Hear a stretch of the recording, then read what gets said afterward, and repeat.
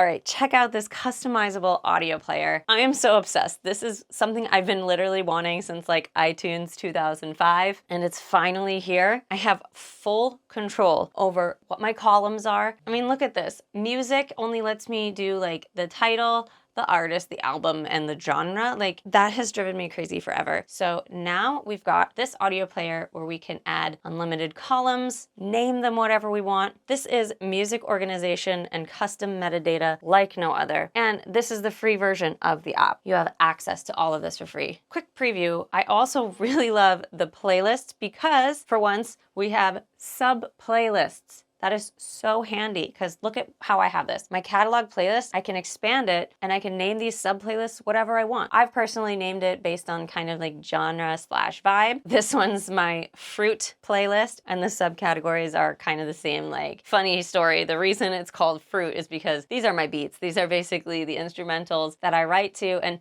I never know what the song's gonna be called, so I name all of my productions after a kind of fruit, and we're getting into some weird varietals lately, apriums and pluots, so I should probably come up with a new system soon. But let's get into the actual player tour. And by the way, I'm gonna sign out and show you. This is what you will see when you go to player.kimeraaudio.com. You just sign in with any one of your Google accounts. And the reason being is that I think it's so important that we have sovereignty over our own intellectual property. That is something that is so important to me. Your songs become stored only on your own Google Drive. So again, no one at KIMERA Audio has access to your music. You get to decide who has access via your shared links, which you can reset at any time. So let's start from the beginning. You can literally just drag and drop into the player from your desktop, or you can click this button, Finder, and it brings up this browser. You can add from here, and that'll just put it at the bottom. So as you can see, I've named my columns like Hello, Agency. So this is like my sync licensing stuff, which shows I think these would fit on. I put a little checkbox for if I've mixed it or not, and you can name this whatever, like, do we have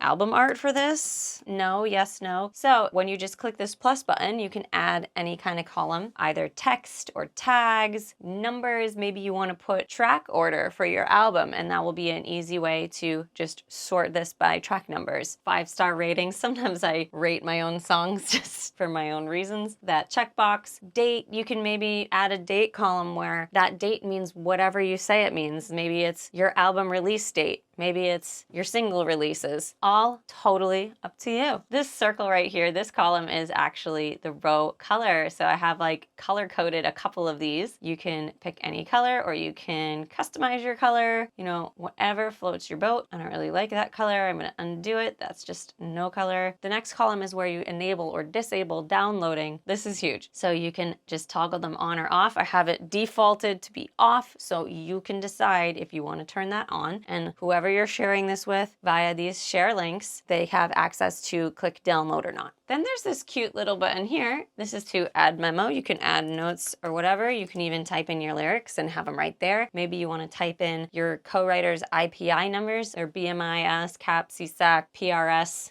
whatever. And then the share link, when you click the one that's right on the track, it's just going to share that one single song. If you've shared it with anybody already and you want them to no longer have access, just click this button to reset that share link. You have access to download any of your files if you need to for whatever reason. I know I'm like, crap, I don't have my hard drive on me. Oh, but I can just open up my audio player and I can download it from there. Then of course you can delete that song from your catalog if you want. So let's share a playlist and see what the other view looks like. I'm going to share my pop playlist. So I copied this link. I'm gonna go to a new tab and paste it. And this is what it looks like for them. They cannot edit anything. They can't add a check in your checkbox. That's all just for you to be able to edit. But as you can see, you can download these ones because we've enabled downloading, but we didn't enable downloading on these, so they cannot download those. So if I were to go back and reset this link, when we refresh the page, the link is no longer found, so they lose access. So that's really helpful too if you don't want them looking at it anymore or something has changed. Maybe you heard an error in your mix and you don't want them to hear it yet. But by the way, what's really cool too is you can edit this playlist. If they still have an active link, they'll see your most up-to-date playlist. So if they already have the link and you realize you forgot to add a song, you can add a song and they can see your updates. Go try a free account. The only limitation is you get 20 tracks. Then if you want, you can use code PLAYER1 for a free month of unlimited, and then it's $7.99 after that. I love this app. It's changed the way I keep track of my catalog. I hope this will make your life easier and more organized. Leave a comment, let me know if you tried it out. Click subscribe to keep up with my vocal production and plugin videos, and I'll see you in the next one.